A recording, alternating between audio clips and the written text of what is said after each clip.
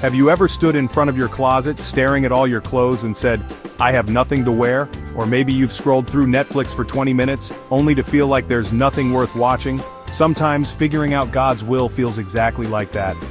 God, what do you actually want me to do with my life?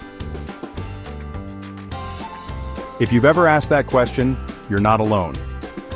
A Barna study found that over 80% of church-going Christians struggle with knowing God's will.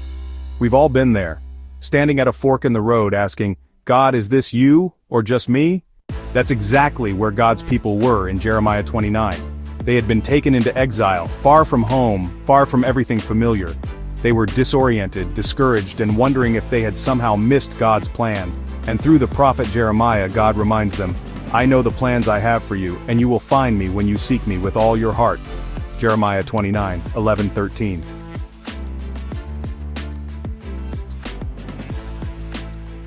Notice something powerful here. God doesn't just drop his will in their lap. He says, "You will find me when you seek me." Here's the truth, family. God doesn't reveal his will to casual seekers. You've got to want it, you've got to pursue it, you've got to desire it more than your own plans. The problem for most of us isn't that God's not speaking, it's that we're not really listening, and honestly, we don't always want it enough. It's like being really thirsty. I'm not talking about grab a soda thirsty, I mean dry mouth, body aching, can't think straight kind of thirsty. In that moment you don't want a meal, you don't want entertainment, you just want water. That's the kind of hunger God is looking for when it comes to his will. Not curiosity, not convenience, desire. Jesus said it himself. "Blessed are those who hunger and thirst for righteousness, for they will be filled." Matthew 5:6. The people who truly find God's will are the ones who thirst for it.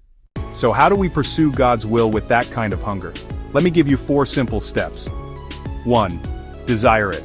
You've got to want God's will more than your own comfort or plans. 2. Seek it.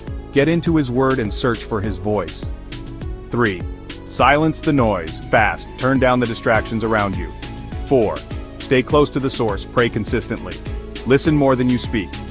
Because discerning God's will begins with wanting God himself. So let me ask you, do you really want to know God's will? Are you willing to seek until you hear him? Are you ready to surrender your plans to follow his? Because here's the good news. God is always speaking, but he's waiting on someone who's truly thirsty enough to listen.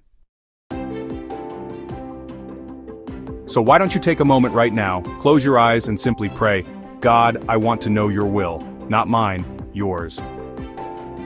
Show me and I'll follow." That prayer could be the beginning of something life-changing.